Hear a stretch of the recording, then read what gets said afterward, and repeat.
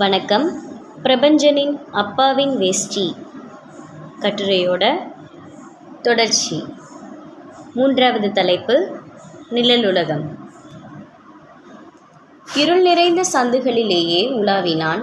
திருமணமான புதிதில் அவளோடும் வெள்ளை வெளிச்சம் சிந்தும் வீதிகளில் வலம் வந்தான். எல்லோரையும் முகம் பார்த்து பேசினான்.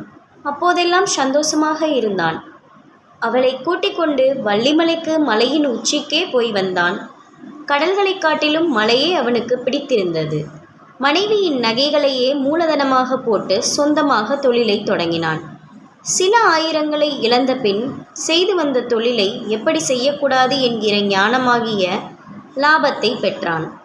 விளைவாக இருள் அடர்ந்த தெருக்களில் நடக்கத் தொடங்கினான். வெவ்வேறு ஊர்களில் இருந்ததெல்லாம் மனிதர்களை ஏற்றி கொண்டு வந்த பஸ்ஸுகள் தங்கள் இருப்பிடம் வந்து சேர்ந்த களைப்பில் அவர்களை வெளியே உமிழ்ந்தன. பயணிகள் சுமைகளோடு பல்வேறு வழிகளில் சிதறி போனார்கள்.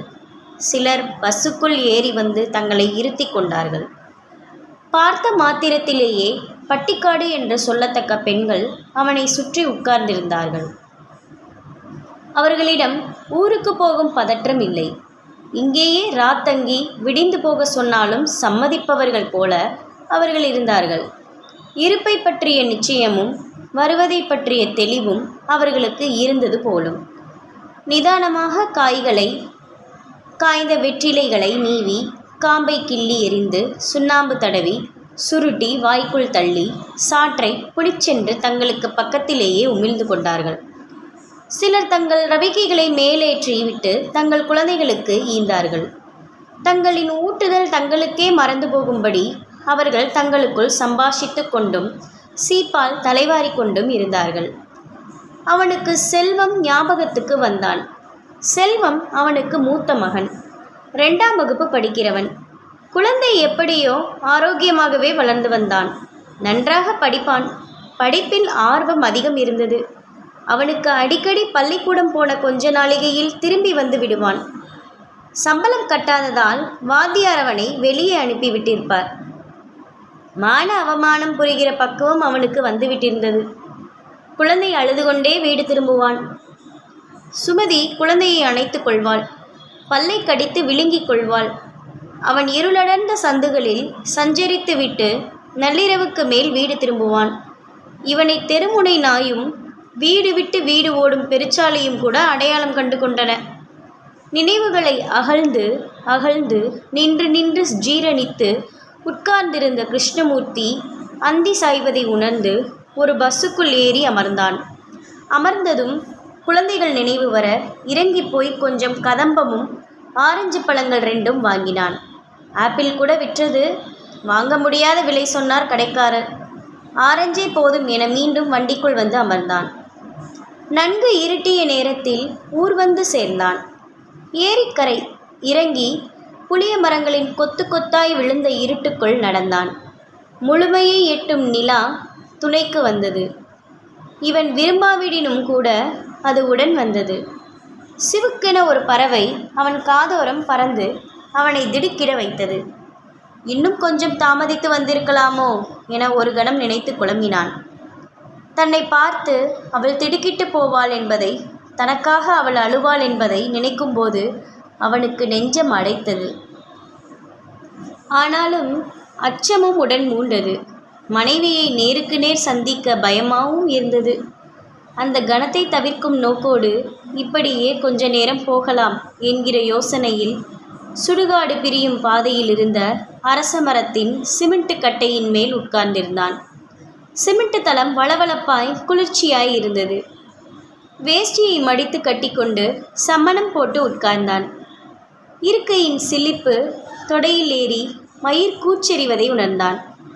பெண்ணை அறிந்து பல நாளாவதை தனக்குள் உணர்ந்து நொந்தான். அரச மரத்தை ஒட்டிய குத்து செடிகளுக்கு பின்னிருந்து யாரையாது என்ற அதட்ட குரல் வந்தது. கரகரத்த ஆண் குரல் கூடவே புழுங்கிய மல்லிகை மலர்மணமும் கண்ணாடி வளையல் சினுங்குகிற சப்தமும் எழுந்தன.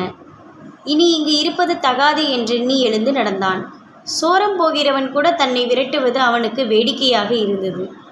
இந்த அரச மரத்தின் அடியில்தான் அவனுக்கும் சண்முக சுந்தரத்துக்கும் அந்த ஒப்பந்தம் ஏற்பட்டது. இன்று கூடவே துணைக்கு வரும் நிலாதான் அன்றும் உச்சியில் வழிந்தது. சண்முக சுந்தரம் அவன் கையை பிடித்து கொண்டு சொன்னான், கிருஷ்ணமூர்த்தி, இது கையின்னு நினைக்காதே, உன் காலுன்னு நினச்சி சொல்கிறேன். யாரோ சொன்னாங்கன்னு புத்திக்கிட்டு போய் பிராந்தி பாட்டிலை வாங்கிக்கிட்டு வந்துட்டேன். இந்த பக்கம் விற்றா காசு கிடைக்கும்னு பேராசை மடத்தனம் பண்ணிட்டேன். போலீஸில் மாட்டிக்கிட்டேன். பணத்தை கொடுத்து வாயை கட்டி வச்சுருக்கேன். அவனுங்களை நான் ஜெயிலுக்கு போனால் அதோட என் மான மரியாதையெல்லாம் போயிடும்பா. அப்புறம் நான் பிஸ்னஸ் பண்ண முடியாது. எனக்காக நீ உள்ளே போயிட்டு வந்துடு. 1000 ரூபா முதல்ல தர்றேன். மாதம் உன் சம்சாரத்துக்கிட்ட 500 கொடுத்துடுறேன். நான் வார்த்தை தவற மாட்டேன்னு உனக்கே நல்லா தெரியும் கிருஷ்ணமூர்த்தி. என் மானத்தை காப்பாற்றுப்பா. சண்முக சுந்தரம் உண்மையிலேயே பயந்துதான் போயிருந்தான். அவன் மானத்தை, அவன் கௌரவத்தை இவன் காப்பாற்ற வேண்டுமாமே. கேட்டுவிட்டான். கிருஷ்ணமூர்த்தி எல்லாம் சரிந்தது. உடம்பெல்லாம் கசப்பு பரவியது. எல்லாவற்றின் மேலும் ஒரு கசப்பு, விரக்தி தோன்றியது. யார் மீது காண்பிப்பது என்றறியாத கோபம் வந்தது. சம்பளம் கட்டாததால் திரும்பி வரும் குழந்தையும், மனசுக்குள்ளேயே சோகத்தை வைத்துக்கொண்டு தன்னை கரைத்து கொள்ளும் சுமதியும் நினைவுக்கு வர சண்முக சுந்தரத்தின் மானத்தை காப்பாற்றி விட்டான் கிருஷ்ணமூர்த்தி. ஒரு நாய் இவனை கண்டு உர்ர் என்றது. யாரோ அந்நியன் என்பதாக பாவித்து 2 எட்டு எடுத்து வைத்து சிறு சப்தமாக வல் என்றது. பிறகு மீண்டும் இவனை நிதானித்து பார்த்து, அடடா நம்ம ஆளு என்பதாக வாளையாட்டி பின்னுக்கு நகர்ந்து கொண்டது. அவன் வீட்டு கதவு சாத்திட கிடந்தது. சாவி துவாரத்தின் ஊடே நெற்றி குங்குமமாய் வெளிச்சம் நின்றது. அவள் விழித்திருக்கிறாள் என்பது அவனுக்கு ஆறுதலாய் இருந்தது. கதவை விரல் கொண்டு தட்டினான். பதில் இல்லை. மீண்டும் அவன் பலமாக, ஆனால் பக்கத்து வீட்டுக்கு கேட்காத விதமாய் தட்டினான். மெல்லியதாக ஒரு கோடு கிழித்தது மாதிரி, யாரு என்றது குரல். நான்தான். நான்தான். அவசரமாய் கதவு திறந்தது. கையில் விளக்கை வைத்துக்கொண்டு அவள் நின்றாள். அவனை கண்டு மலைத்தாள்.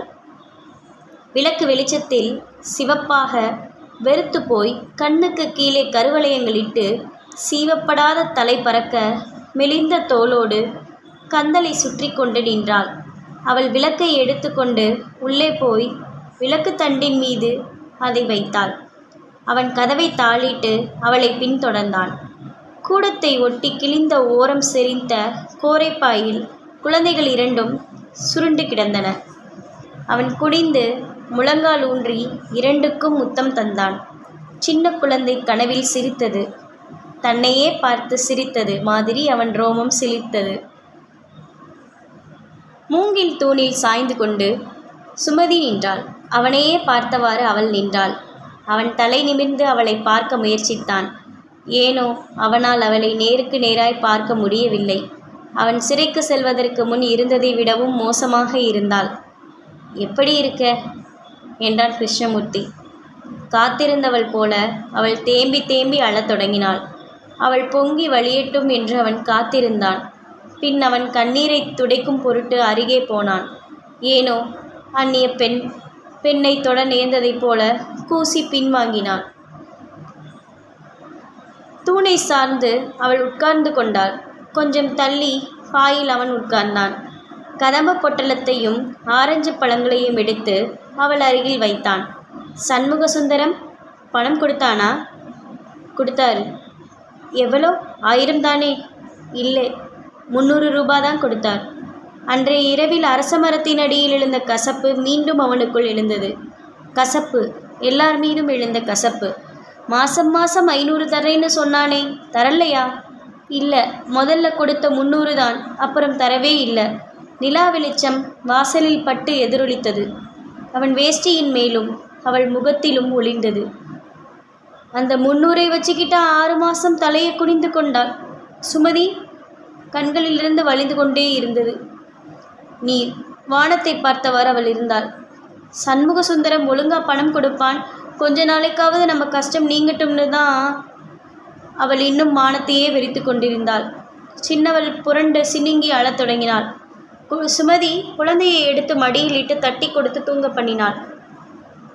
தூணுக்கு மேலே பள்ளி உத்தரத்தில் இருந்து கொண்டு லிக் லிக் லிக் லிக் என்று 2 முறை கூவியது. பெரியவன் எப்படி படிக்கிறான்? நிறுத்திட்டேன். ஒழுங்காக சோறு போட்டு புத்தகம் வாங்கி கொடுக்க முடியல. பள்ளிக்கூடத்துக்கு சம்பளமும் கட்ட முடியல. நிறுத்திட்டேன். செட்டியார் கடையில் சேர்த்து விட்டுருக்கேன். மீண்டும் 1 முறை கசப்பு அவன் உடம்பில் பரவியது. எல்லாம் இழந்துவிட்ட நிராதாரமான நிலையில் இருப்பதாக உணர்ந்தான். ரொம்ப சிரமத்தோடு கேட்டான், சாப்பாட்டுக்கு என்ன பண்ணுற? அவள் தலையை குனிந்து கொண்டு மீண்டும் அழத் தொடங்கினாள். கிருஷ்ணமூர்த்திக்கு அங்கு உட்கார்ந்திருப்பதே சிரமமாக இருந்தது.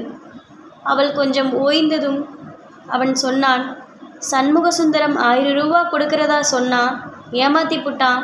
மாதமும் 500 தர்றேன்னு சொன்னான். சுமதி சொன்னாள், அடுத்த முறை போகும்போது முதல்லையே பணத்தை வாங்கிடுங்க. அவள் புடவை தலைப்பிலிருந்து ஒவ்வொரு நூலாக இலை பிரித்து நூல் சிம்புகளை தரையில் போட்டாள்.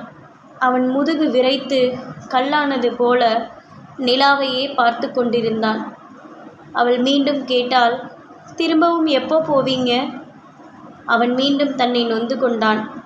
சட்டென்று எல்லாம் தன்னை விட்டு விலகி தனியானாக வெள்ளத்தில் அடித்து செல்லப்படுபவன் போல உணர்ந்தான். ஒரு முடிவுக்கு வந்தவனாய் அவன் சொன்னான், இப்பவே போகிறேன். இப்போவே வா. ஆமாம். அவள் தன் முந்தானையின் இலையை மீண்டும் பிய்த்து தன் சுட்டு விரலில் அதை சுற்றி அறுத்து எறிந்தாள். போகிறதுன்னா பணத்தை வாங்கி என் கையில் கொடுத்துட்டு போங்க. சரி என்றான் கிருஷ்ணமூர்த்தி. குழந்தைகளுக்கு அழுந்த முத்தம் கொடுத்தான். தூக்கத்திலேயே சினுங்கினாள் சின்னவள். வரட்டுமா? காலையில் போகப்படாதா? சுமதி. யாரோ போல பட்டது அவனுக்கு. அப்போதுதான் முதலில் சிந்திக்க நேர்ந்த அந்நியலைப் போல இருந்தது. அவன் எழுந்தான். கதவை திறந்து கொண்டு வெளியேறினான். எங்கும் இருண்டு கிடந்தது. பின்னே கதவு மூடி தாள் போடும் சத்தம் கேட்டது. நன்றி.